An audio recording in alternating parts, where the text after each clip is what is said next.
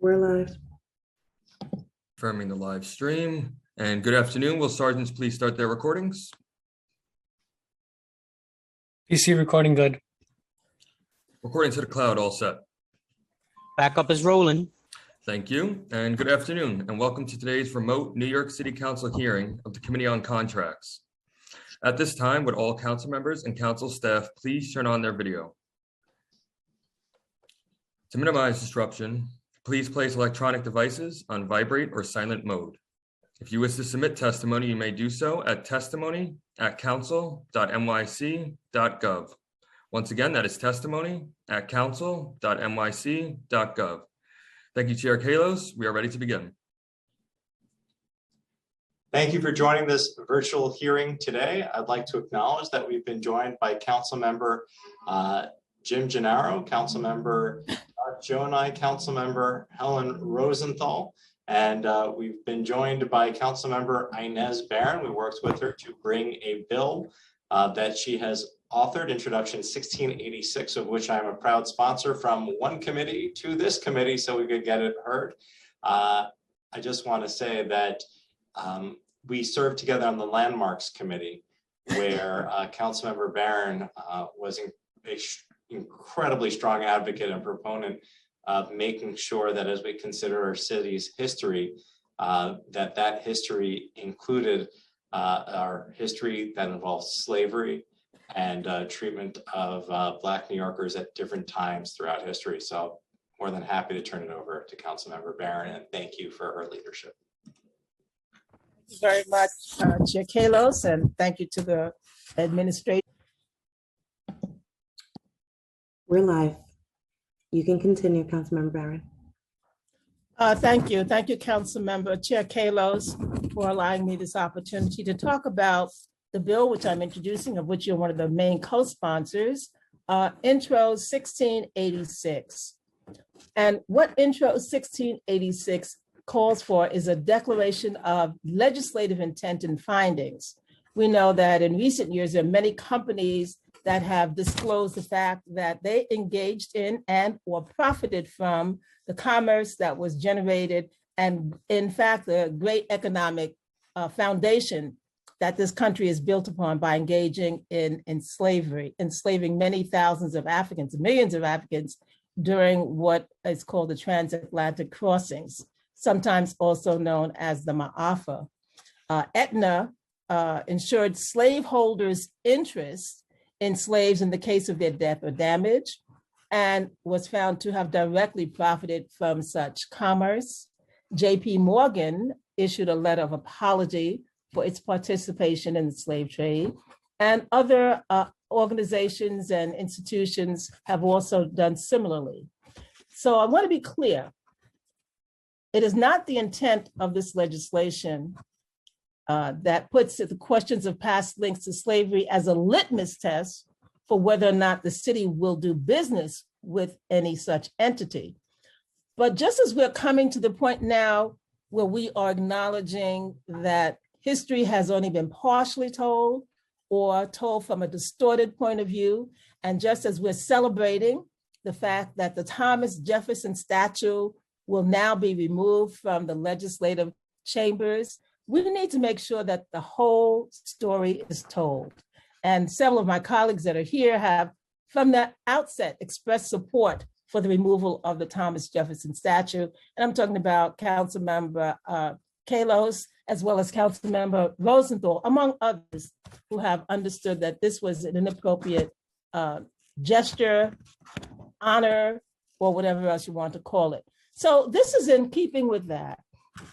And what the law would require is that companies that are wanting to enter into or renew contracts with the city would have to search their past and reveal whether or not they engaged in or profited from slavery.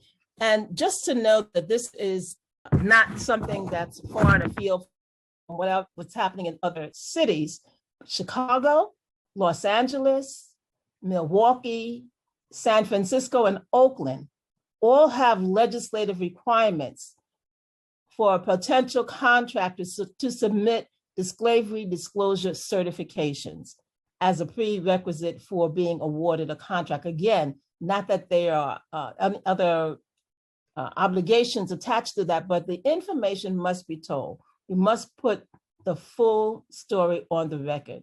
So I want to thank you for allowing me to introduce this legislation, 1687. Thank you for your support in signing on, and look forward to the testimony.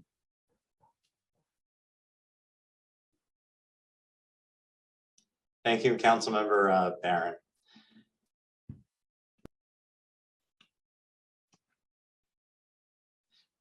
In addition to hearing this important legislation, we're also hearing Introduction 2401, which I sponsored, authored, which would require the establishment and maintenance of a searchable public procurement database that would contain information from all stages of the contracting process.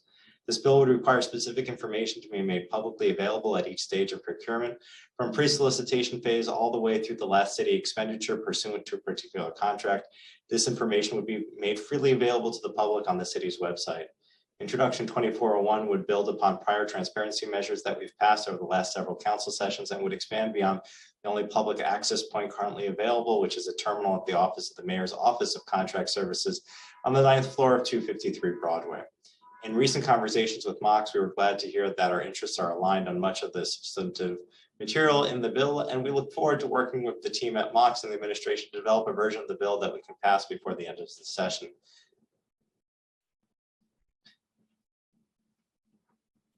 I'd like to thank my committee staff, counsel Alex Polinoff, policy analyst Leah Skripiak, and finance unit head John Russell for all their hard work putting this hearing together.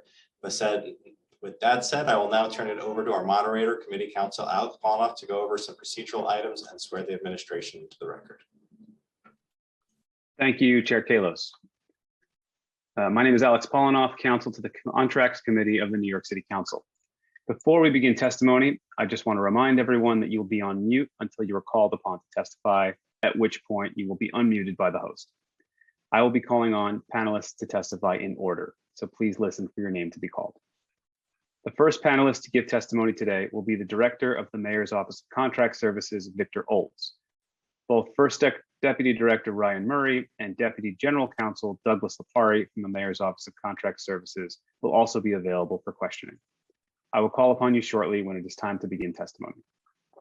During the hearing, if council members would like to ask a question of the administration or of a specific panelist, please use the Zoom raise hand function and we will call on you in order.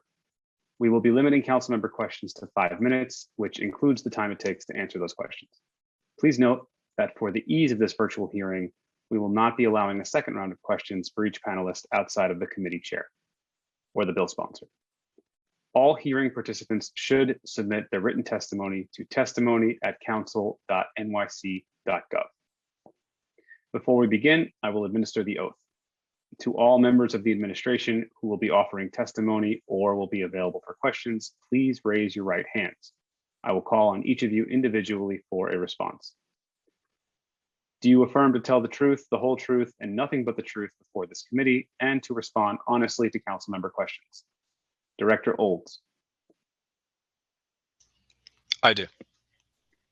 First Deputy Director Murray. I do. Deputy General Counsel Lipari.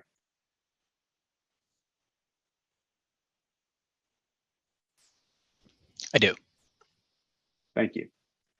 Director Olds, you may begin your testimony.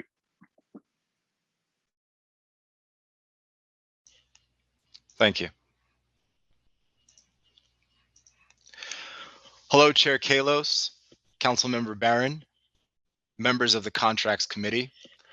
I thank you for inviting us to attend this hearing today on establishing a public procurement database.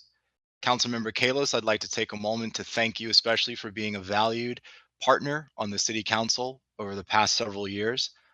Mox's work over the past few years has demonstrated our commitment to centralizing the procurement process and simplifying contracting for city vendors. As we have testified before this committee previously, the primary work at Mox continues to be the design, build, and deployment of a digital platform that centralizes procurement activity for agencies and vendors. The Procurement and Sourcing Solutions Portal, Passport, has been a multi-year effort aimed at digitally transforming New York City contracting in a manner that streamlines and standardizes the procurement process. We developed the system through a phased rollout and carefully considered user needs and the appropriate schedule for bringing functionality online. The first two releases focused on bringing vendors into the platform, providing a central repository for filing required disclosures, and performing document management, and subsequently piloting ordering and payment functionality on goods, catalog contracts. The biggest component yet, Release 3, brought full end-to-end functionality for the contracting process, enabling agencies to source vendors once they have identified a need, release solicitations through the public portal, evaluate responses, draft a contract, and ultimately submit contract packages to the controller for registration. The ability to conduct all of these activities in one shared platform brings a new degree of efficiency to New York City procurement. It alleviates bureaucratic confusion and it drives better performance. Over a year out from Release 3, we can now report that Passport is the central hub for doing business with the city. The past few years have seen a tremendous increase in vendor adoption of the system, with over 30,000 organizations having an account and 15,000 responses submitted to solicitations. This has been accompanied by discrete process efficiencies gained, such as seeing the length of vendor filings drop from weeks to days, and the average length for background checks similarly reduced to a fraction of their previous timeline. Meanwhile, agency users have completed over 1 million workflow steps during this time and released nearly 2,000 solicitations. Our team continues to center its main focus on driving adoption, supporting agency capacity building, and constantly iterating on the system to make sure it is flexible and user-friendly. Looking forward, we expect to continue iterating on functionality to match the needs of users, even as user familiarity and adoption continue to grow. This process will also involve decommissioning older systems and constantly looking for disparate systems that can be consolidated into this one shared platform. We will also continue to leverage the data that is now available from this system to share procurement activity with the public. As we recently discussed, we are in agreement with the primary purpose of Intro 2401, which is to centralize information on New York City procurement and make it easier for vendors and nonprofits to do business with the city. We welcome further conversations with the council to ensure that this legislation is tailored to the city's procurement laws, and would like to see if there is a way to address the overlapping set of regulations we already face, already existing publicly available information, and the need for an iterative, agile approach to software development. We are currently focused on centralizing information on the pre-solicitation and solicitation stages of the procurement process through Passport. These made the most sense to prioritize early so vendors could find and respond to solicitations in one place and have a view of future city needs.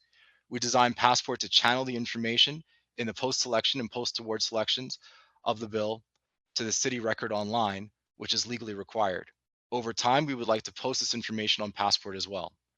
In general, we agree with the need to further centralize information on city procurement and make it as easy as possible for vendors and members of the public to find what they are looking for. This is the work we have already led for years with Passport, and it has resulted in a single place for doing the vast majority of business with the city. As we make further progress in adding functionality and increasing public accessibility, we will be happy to continue this dialogue with the council. Thank you for inviting us to testify today. I'm joined by Ryan Murray, First Deputy Director, and Douglas Saperi, Deputy General Counsel, and we can take any questions that you may have. Thank you, Director Olds. I will now turn it over to questions from the chair. Panelists from the administration, please stay unmuted if possible during this question and answer period. A reminder to Chair Kalos that you will be in control of muting and unmuting yourself during this period. Chair Kalos, please begin. Thank you for your testimony on my legislation. Is the administration prepared to testify on Councilmember Inez Barron's important legislation? Thank you for the question, Council Member. As you know, we were just informed of the legislation on Friday. We understand the importance of it, the weight of it, and we're happy to take it back to the administration to see if there are any comments that we have to offer on that proposed legislation. Okay. As a courtesy, I'd like to turn it over to Councilmember Barron to ask any questions that she feels she would like to ask and you feel comfortable answering at this point.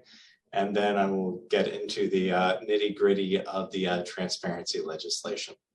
Absolutely.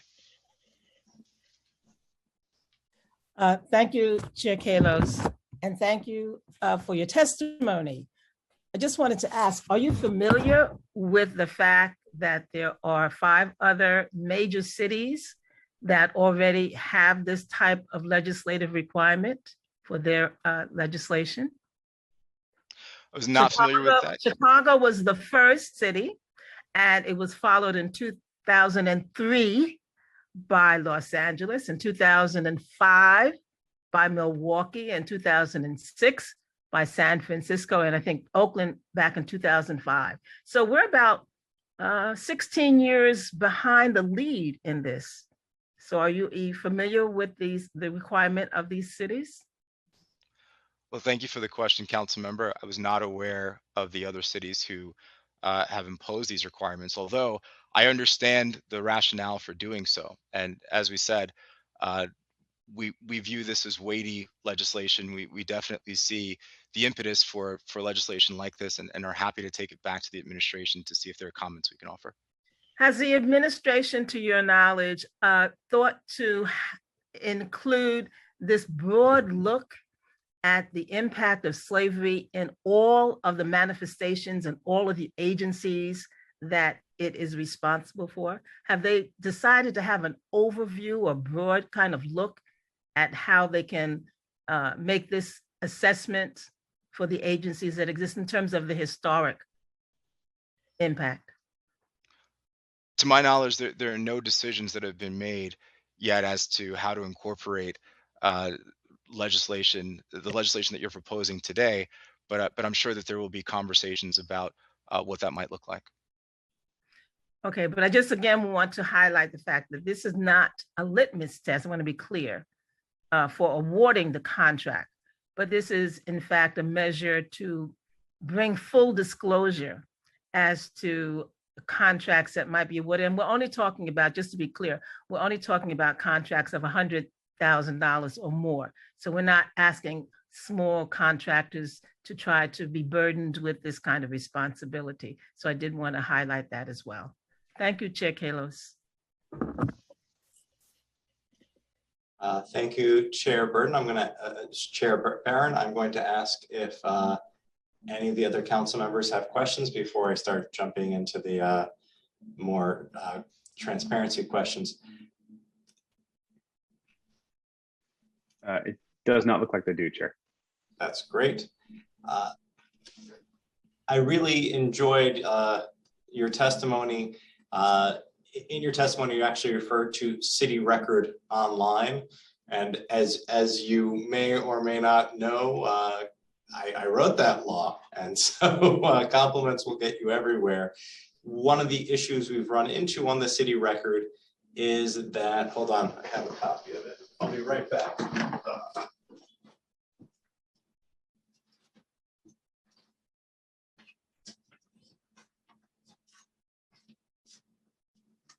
So I keep copies of the city record, and I think on my last day in office, I'm probably gonna have a fun bonfire. So in a safe, meaningful way with FDNY supervision, of course. But so this is the city record, and it's got just walls and walls of text, and a lot of that text is in basically it's inputted if you're a software developer in something called a blob. That is the technical term for when you drop a bunch of text into a field in a database versus something that has more structured data. Is there an opportunity, whether it's through Passport or through your current passing of information to City Record Online, to pass structured data that is wrapped with information, whether it's XML or an XML schema or something else? Sorry, Councilmember, I was trying to unmute myself. I appreciate the question. We'd love to take a look at that. As I said before, I think that our conversations over the years have been fruitful, and you've often provided us with suggestions for things to implement into the system. And so happy to take a look at that and figure out if it's a possibility for us to do that. Absolutely. Can you share a little bit about how the coding system currently works? So if I'm a vendor whether I'm an MWBE or a regular vendor, and I make widgets. And not only do I make widgets, but I make widgets here in New York City, and my widgets are the best damn widgets on the planet. How does that work? How do I find out about contracts and being a subcontractor or a provider or even prime contracts for the widgets that are just so important in this world? Sure. So I'll I'll add it for random technical item. I'll provide some basic information, and then Ryan, feel free to jump in if there's any additional substance you'd like to add. So vendors are invited to sign up to do business with the city. At that point in time, they enter their commodity information, which will help to segment them towards the type of solicitations that are most geared towards the work that they do. All solicitations are put out through Passport and in the city record. So there are 2 points of contact for where you can go to see what those solicitations are, and then vendors are invited to respond to them. Beyond that, Ryan, if there's something that you'd like to add, you can jump in here as well. No, I think that covers it for the most part. The commodity codes are pretty important here in making sure that folks sign themselves up and they can add to or change those at any point in time. And then there are notices that go out and also a digest that goes out from Passport so folks can get a sense of what all the things are that are coming down the pipeline.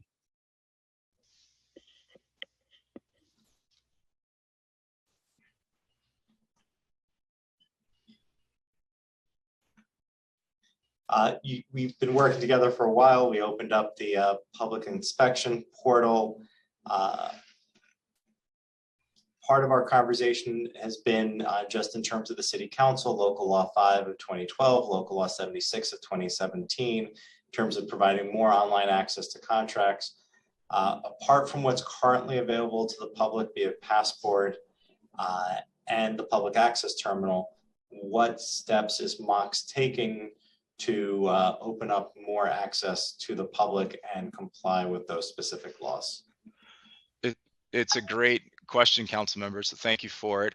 I do remember the ribbon cutting ceremony that we had here in our office prior to the pandemic, where we were able to display some of the information that's available on our website, including the names of vendors who do business with the city, performance evaluations about those vendors, and other information as well. Today in Passport, we push out through the system information about solicitations so that vendors can be made aware of what contracts they might be interested in bidding on. We're also planning for the future to put out information about actions prior to solicitation so that folks can prepare for them. As you know, there are other places where we're legally required to provide that information by law. On the MOX website, there are local law 1 plans, which are housed within the MWBE program, local law 63 plans, which cover standard and professional services contracts. And so we're looking at ways to intelligently provide additional roadmap information. And then we'll look ultimately to provide additional information as well in the future.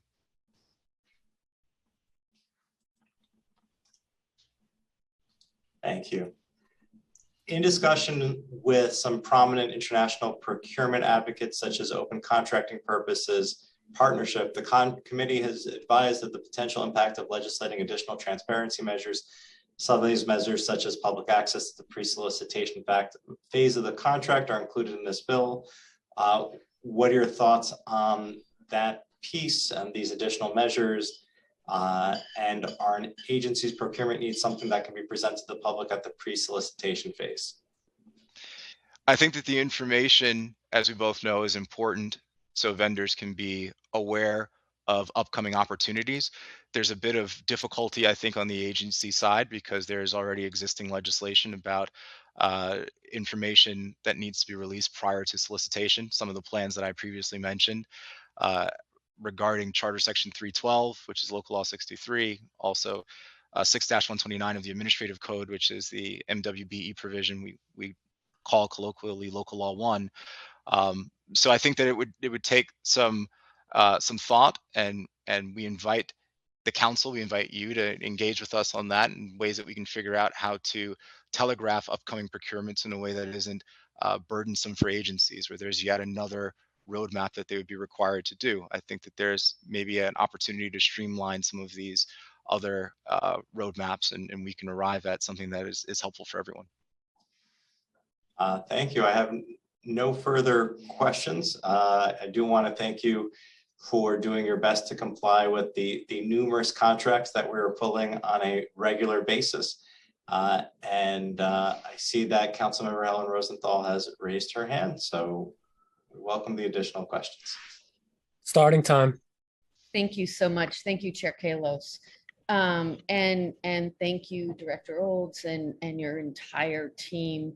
I do just want to say that as nonprofits have reached out to me, as I'm sure they have other council members, your team has been incredibly helpful in getting information to both the nonprofit groups and the agency ACOs in order to connect them to make sure that contracts can be, vouchers can be submitted and nonprofits can be paid on time. Thank you for that. This is a little off topic, but I'm curious to know if you think, given the delays in nonprofits being able to access funds that they're for work they're contracted to do, whether or not you think the returnable grant fund is large enough and is doing the job it's meant to do. Thank you for the question, Councilmember Rosenthal. We always enjoy working with you, and special thank you while I have the opportunity to Ryan Murray, Jennifer Geiling, Aaron Valeri, Jenny Russo for the work that they do with your office and ensuring that nonprofits' needs are addressed in a timely manner. I think your question is very timely. We had some similar questions on the side of the administration, and we decided recently to increase the size of the loan fund by $15 million. So that was done about 2 months ago or so to ensure that we had enough money to meet some of the needs as agencies are making their way through the process and to ensure that nonprofits are sufficiently addressed. Oh, wow, that's great news. So what's the total value now? The total value of the fund, I believe, I should have this number handy. I'm sorry, wasn't anticipating this question, but I know that I apologize. And I'm guessing I couldn't quite hear if you said the increase was 1.5 or 5.0. So it was 1.5. It was 1.5. Oh, Sorry okay. for And I right. think the base is 25. So that would bring it to 40, but you can confirm after. Sure, that sounds about right to me. I know that it's I'm always thinking about how much is currently in the fund, and but we're happy to come back to you with the new total amount of the fund. Congratulations on that. That's super impressive. And I'm going to assume the payback is as it was before, which is 100%. Absolutely. Upon registration, Yeah. The fund will be repaid. Yeah. Great. I wanted to ask you about Councilmember Kalos's bill, which just seems terrific. Would it be, in what way would it be different than what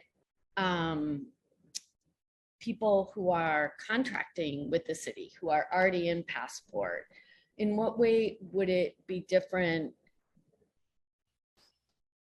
from that reality? And again, I'm not going after anything. I think the answer is it would be transparent to the public, not just contractors, but is that accurate to say or no? No, that is accurate. The idea is to provide as much transparency as possible to the public. And so right now, we've been focusing on the solicitation phase of the contracting process, where you can go into the public portal, you can see information about solicitations that are upcoming, and we plan to now focus really on pre-solicitation so that folks can have as much advance notice as possible. And then we'll shift our attention to post-award information. We're taking it in phases and trying to be intelligent about that. But the idea is to have a central place for the public and for vendors to have information about the contracting process. Got it. Thank you so much for that. That's super helpful. And my last question is about on the side of, and I swear to you, I'm really just, this is just a question. It's not meant to be anything more. One of the issues that's so important is that the New York City agencies, the people who work there, who are the contract people, the ACOs, that they be trained and retrained, because Passport is a lot and really different than what they're used to. And I was just wondering Time how expired. that is coming along, and that's my last question. Thank you. Absolutely. We thank you for the question, and I agree with you. It is a brand new way of doing business. For those who are not familiar, who may be watching today, prior to Passport, the city had a paper-based contracting process. And so we have fully digitized that process. And along with that, we have been training the vendor community and the agency community. And I'll let Ryan speak a little bit to what that training looks like. Thank you. So, Councilmember, we often respond to this question over the years. What you've acknowledged with us and we've seen is that obviously efficiencies happen over time. So there's an incredible amount of training up front. We launched the most recent phase during the middle of the pandemic in June last year. So we're a year out from that. And what we've done, it was timely, obviously, because we wanted to make sure that folks were doing things in a digital space. Our team did initial trainings as always. We created videos and guides and put them online so that there's self-paced learning. But as always, I think the team rolled up its sleeves and did a lot of technical assistance. And frankly, that continues today. So we're an agency or a vendor or together, they need to be brought onto the same platform so that we can watch them move tasks from one side of the house to the other. We've been doing screen shares for that, and we're deploying to agencies who need the extra support. So the usual that you expect from training, lots of digital workshops and so on. And then we also get out to the agencies with dedicated sessions. Primarily that's been digital, given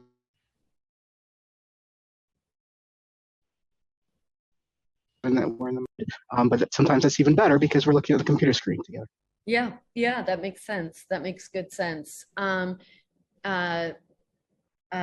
may I ask one or two more questions? I know my time's up and whatever. Sure. Can we, would you like 1 minute or 2 minutes? One is fine. So First set the Deputy clock. Director, I'm wondering if you feel that both your agency, MOX, has enough staff, and then at the specific agencies like DYCD, Department of Aging, whatever it is, if they have enough staff to do this work well, given how critical it is. So thank you for the question, Council And I Member. don't mean to get you in trouble. Oh my goodness. No, we're not concerned about the question. Yeah, so yes, we feel that the agencies have the staff that they need. So I'm not up to date on any more recent attrition that may have occurred, but we really do think that as we continue to roll out our training, as we bring agencies online, as they become more familiar with the system, and as we continue to build out some of the technical expertise, that we'll be able to see progress and improvement at the agency level. And so I think it's more a matter of familiarity and us continuing to provide technical assistance and support as opposed to actual bodies, notwithstanding any recent changes within the administration. Okay, thank you very much. Thanks, Chair, for the additional time. No problem. Do we have any other questions for the administration? It does not appear that we do, Chair. Seeing none, we will move on to testimony from advocates, starting with people who would like to testify on Councilmember Inez Barron's bill, 1686. Yep, I will just read a bit of administrative information and then we'll jump to the panelists. That's okay with you, Chair. Sure. Great. Thank you, Chair Kalos. We'll now turn to public testimony. I'd like to remind everyone that unlike our typical council hearings, we will be calling individuals one by one to testify. Due to the large number of witnesses, excuse me, there are not large number of witnesses. Due to the witnesses who have testified today, we will be limiting each panelist speaking time to 5 minutes. Please begin once the sergeant has started the timer. Council members who have questions for a particular panelist should use the Zoom raise hand function, and we will call on you after the panelist has completed their testimony. For panelists, once your name has been called, a member of our staff will unmute you, and the Sergeant at Arms will set the timer and give you the go-ahead to begin. Please wait for the Sergeant to announce that you may begin before delivering your testimony. At this time, I would now like to welcome Roger Wareham to testify, followed by Riley Martin. Mr. Wareham, you may begin as soon as the Sergeant's call time. Starting time. Good morning to the City Council Committee on Contracts, Chairman Kalos, Councilmember Barron. Good afternoon. My name is Roger Wareham. I am a human rights attorney and member of the December 12th movement. I support Intro 1686. For background purposes, the December 12th movement is a Black human rights organization which defends the interests of African people locally, nationally, and internationally. We've been an active participant in the United Nations Human Rights Mechanism since 1989. Intro 1686 2019 has, in one form or another, been before this body since 2006, originally introduced by then Councilman Bill Perkins, continued by former Councilman Charles Barron, and now sponsored by Council members Inez Barron and Chairman Kalos. Even then, as Councilmember Barron has said, it was not a unique phenomenon in this country. In 2001, the state of California passed a slavery disclosure law which applied to all insurance companies.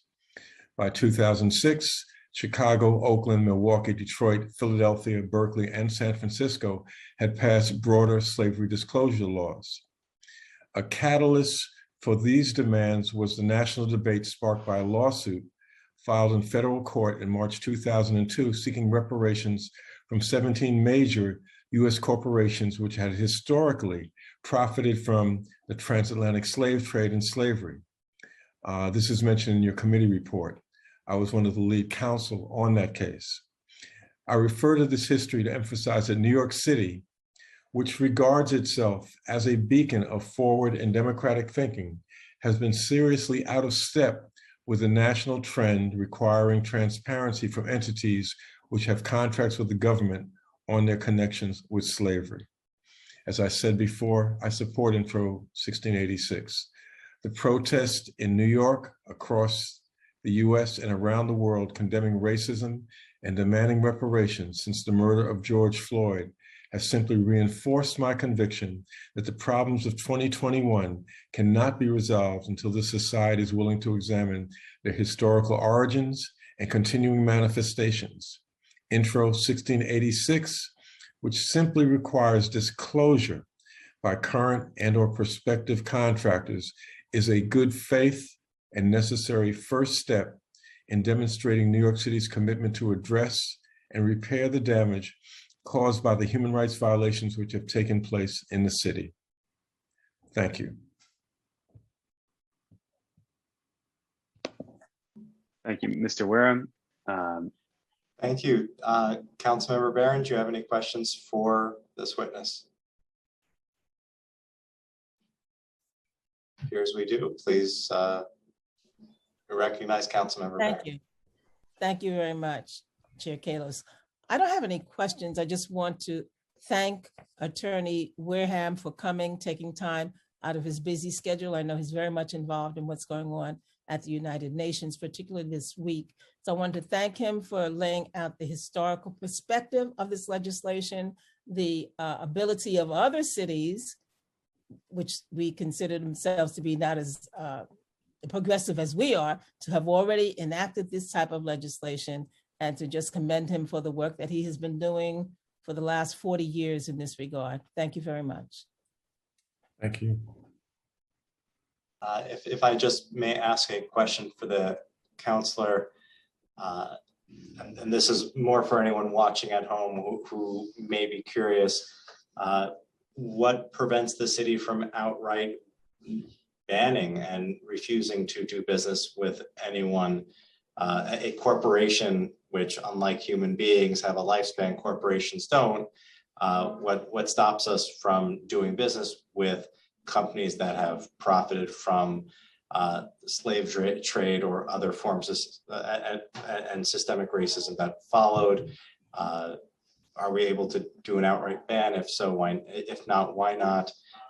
And if the best we can do is just transparency, what can we as elected officials, as allies, and within the communities of color, do with that information when we have it? Well, that's a very good question, and I don't know if I have all the answers to all of that. I'm sure there are legal obstacles to an outright ban, and I think that the precedent that has been set by some of the other cities with their disclosure has been that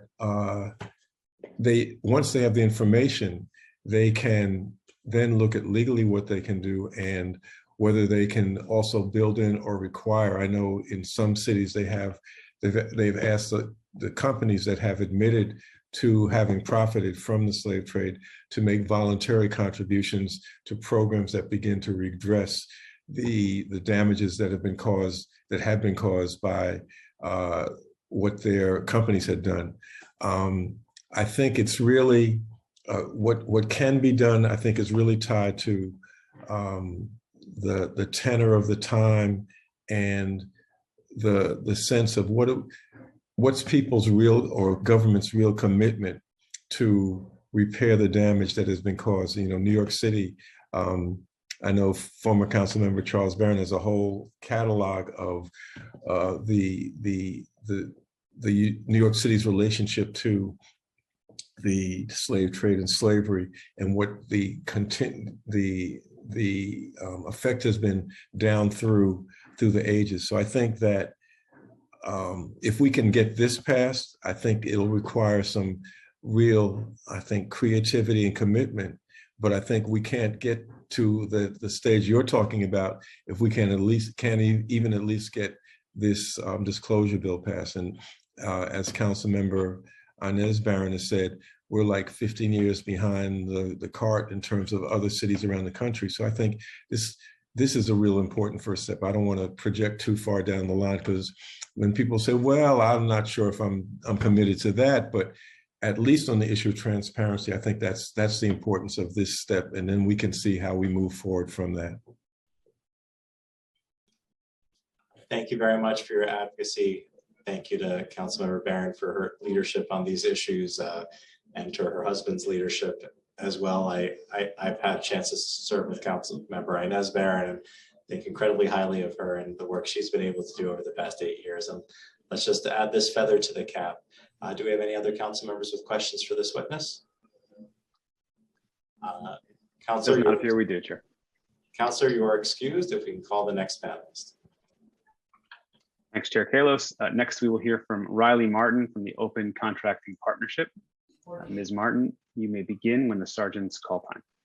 Starting time. Great. Hello, I am Riley Martin, Senior Program Manager at the Open Contracting Partnership, leading all of our organization's efforts in the United States. Thank you for the opportunity to testify today on 2401 in relation to a public procurement database. Open Contracting Partnership is an independent nonprofit based in Washington, D.C., working in more than 50 countries, Mexico and the UK, to name a few, but with a growing presence in the United States. Our mission is to make public procurement more open, inclusive, and fair. We work with governments, legislators, academia, civil society, and more who value open contracting just as much as we do. We believe that both folks working for and elected by New York City share this dedication, as is evident in this hearing and in what is already public today. We are supportive of having open, accessible, user-friendly data in one holistic place, and we are happy to help all players get there. We know New York City, and specifically the Mayor's Office of Contracting Services, is already actively working on some of this. I want to lift up 3 pieces of their work, which are inclusion and forecasting information, award milestone tracking, and online payment management. They also have an ongoing commitment to continue to make enhancements to online systems and accessible data. To build on some of this work and do it well, it is our understanding that other city agencies would need to be involved, such as the Comptroller. We are proponents of cross-functional teams focused on contract reform and open contracting, and are happy to help ourselves in any way we can. This legislation does include some helpful additions for open contracting. 2 in particular, its focus on detailed award information and funding justifications. The value of open information on funding justifications has been important when reviewing emergency spending, particularly related to COVID-19. There are resources available on our website to learn how countries around the globe have managed to buy fast, smart, and open, as well as guidance to consider for future emergency spending.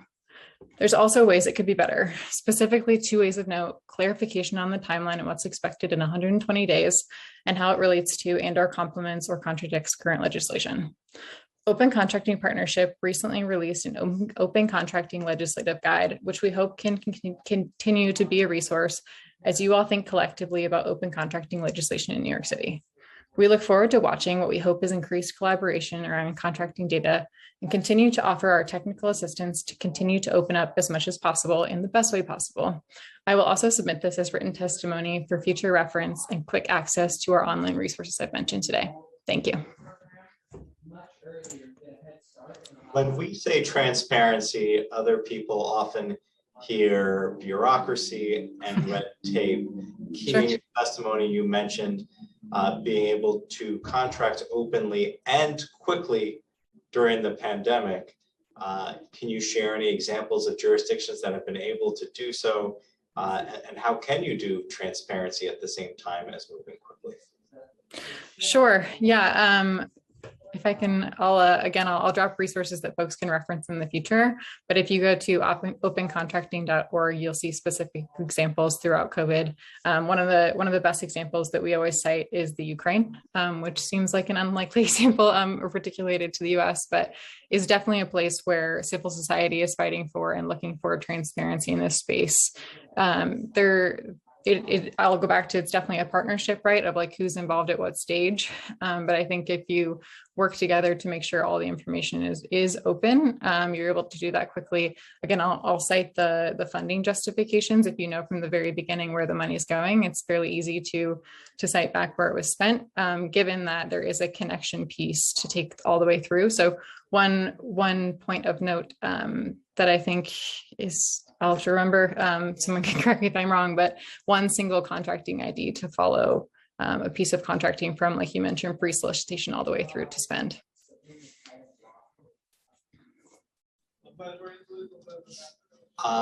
With regards to the contracting processes, our legislation speaks to the different phases. We're adding pre-solicitation, we're adding post-award, we're adding a lot of the pieces along the lines. Where do schemas and XML and making the information intelligent versus dumb, as it were, and how can information be dumb versus intelligent? Sure.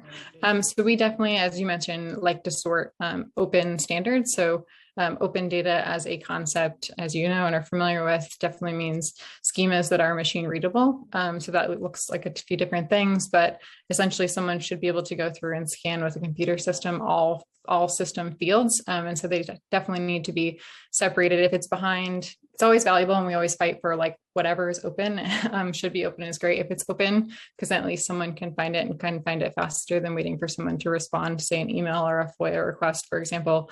But that being said, if it's hidden behind a PDF, oftentimes different softwares cannot access it, particularly when you think about screeners for folks that are unable to access information any other way. Beyond transparency for transparency's sake, are there any flow-on benefits to the open contracting approach? Sure. No, great question.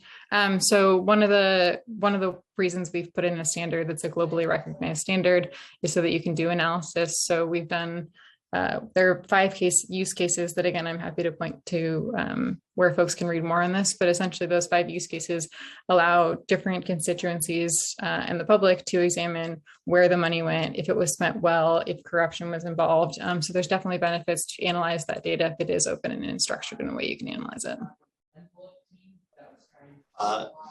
The City Council will leave the record open for, I believe, 48 hours. Is that correct, Council?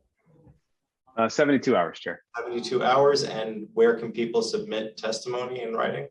They should submit the written testimony to testimony@council.nyc.gov. And I guess for open contracting, what kind of engagement process can you do, or can we also do to expand engagement over the next 72 hours for anyone who's interested seeing how the city spends $20 billion.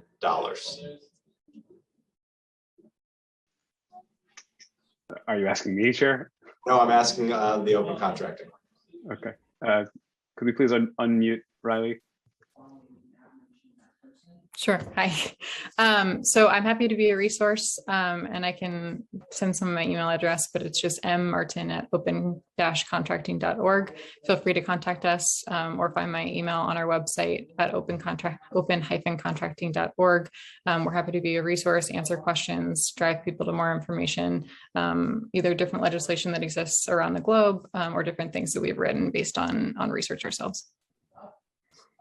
Thank you very much. Do we have any council members with questions for this panel? It does not appear that we do, Chair. Seeing none, do we have any additional panelists? We do not. Okay. I'd like to now conclude this hearing of the Contracts Committee. I want to thank all the committee staff and everyone who worked hard to get us here.